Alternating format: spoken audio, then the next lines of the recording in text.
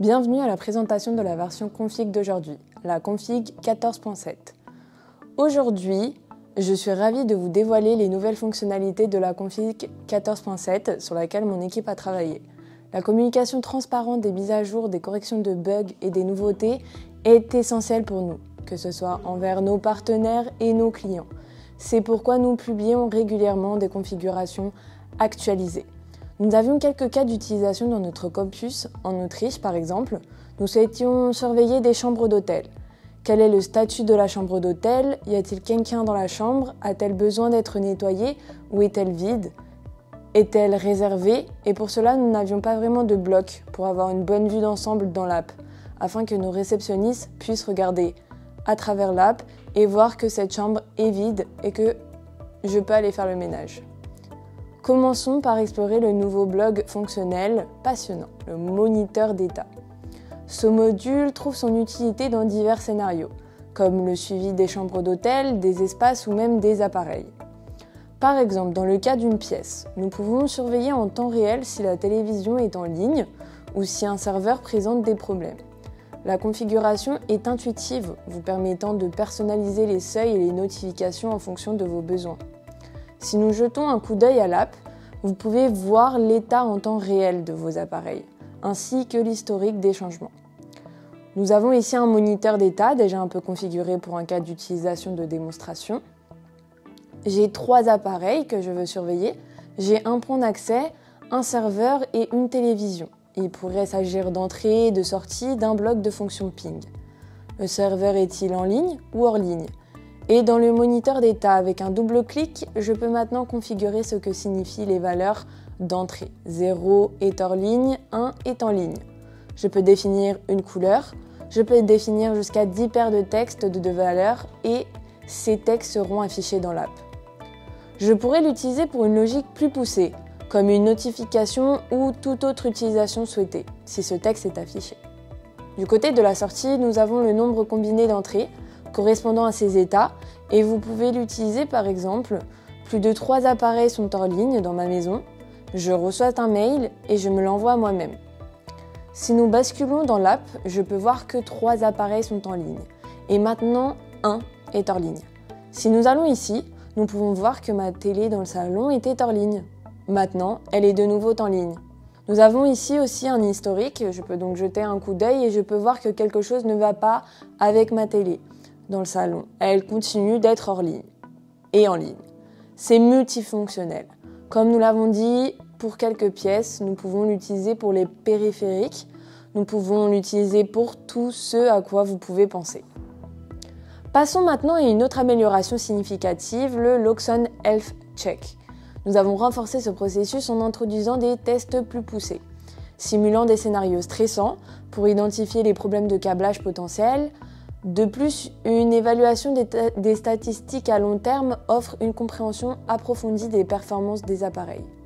Le Health Check est un outil puissant qui peut être déclenché instantanément pour s'assurer que tout fonctionne correctement, mettant ainsi à l'épreuve le système dans des conditions réelles.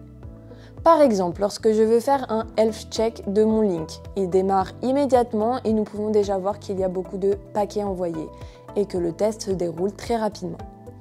En effet, si vous avez des problèmes avec votre câblage, vous effectuez le Health Check avant et pendant que le paquet est envoyé. Il est livré et tout va bien, mais peut-être que 15 minutes plus tard, vous vous rendez compte qu'il y a quelque chose qui ne va pas.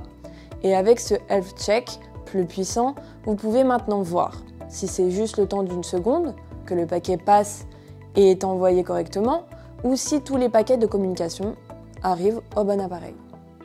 En fait, nous mettons le système à rude épreuve, de sorte que s'il y a des problèmes mineurs avec le câblage, nous devrions les détecter. Le Health Check est l'une des choses les plus puissantes que vous puissiez faire si vous configurez le système. Si vous êtes prêt à partir et que vous quittez votre client, vous exécutez le Health Check pour voir s'il y a un problème ou si tout fonctionne bien. Passons ensuite à un autre sujet. C'est le système de gestion de l'énergie. C'est le plus puissant au monde, je pense, parce que nous pouvons collecter tellement de données. Nous pouvons les utiliser, nous avons des statistiques, nous avons le moniteur de flux d'énergie, mais de temps en temps, il y a eu, pas directement à notre niveau, mais il y a eu des problèmes avec les blocs de compteurs. Par exemple, vous avez un appareil Modbus qui envoie des nombres aléatoires ou qui est mal configuré. Parfois, c'est vraiment l'appareil. Donc vous obtenez par exemple pour votre relevé de compteur un nombre très élevé et cela casse totalement vos statistiques et toute votre gestion de l'énergie. Maintenant, nous avons des blocs de compteurs améliorés. Ils sont désormais plus intelligents, capables de détecter des anomalies dans les relevés de compteurs, évitant ainsi des erreurs potentielles causées par des dispositifs défectueux ou mal configurés.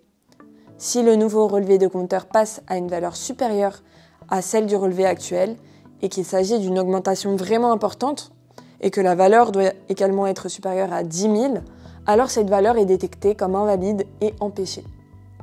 Le trust de Loxone est essentiel pour les projets étendus avec plusieurs mini-serveurs, comme dans notre campus. C'est là qu'intervient le nouveau bloc fonctionnel, raccourci mini-serveur. Il simplifie l'accès à différents mini-serveurs dans une installation étendue, offrant ainsi une expérience utilisateur plus fluide. Ce mini-serveur assure l'éclairage d'une zone et la zone suivante juste à côté se trouve sur un autre mini-serveur. Et si vous êtes connecté à la visualisation, vous ne savez pas vraiment comment accéder à l'autre mini-serveur. Maintenant, vous pouvez vraiment ajouter un bloc fonctionnel, vous pouvez le mettre dans la visualisation dans une catégorie et une pièce, ou vous pouvez même le mettre dans un schéma de système, à voir sur les plans des tâches par exemple, et cliquer sur ce bloc fonctionnel et l'app se connectera directement à l'autre mini-serveur. Ce n'est pas seulement une version de la configuration, c'est une version de la configuration et de l'app. Il s'agit d'un bloc fonctionnel simple. Vous pouvez directement sélectionner un mini-serveur du Trust.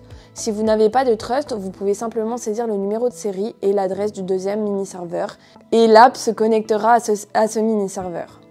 Dans ce cas, il s'agit du raccourci mini-serveur. Nous l'avons placé ici. Nous pouvons lui donner le nom que nous voulons et nous pouvons passer directement à l'étape suivante. L'app affichera également une petite fenêtre contextuelle qui vous permettra de revenir au menu précédent. En effet, l'exemple du campus dont nous avons parlé est le restaurant, les Glorieuses Bastardes. Juste à côté du restaurant se trouve la zone du parc.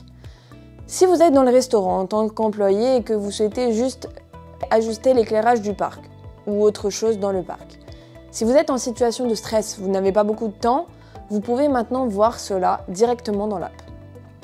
L'un des principaux atouts de notre système d'accès est la facilité de programmation, d'apprentissage et d'enseignement des porte-clés ou des cartes clés que nous possédons.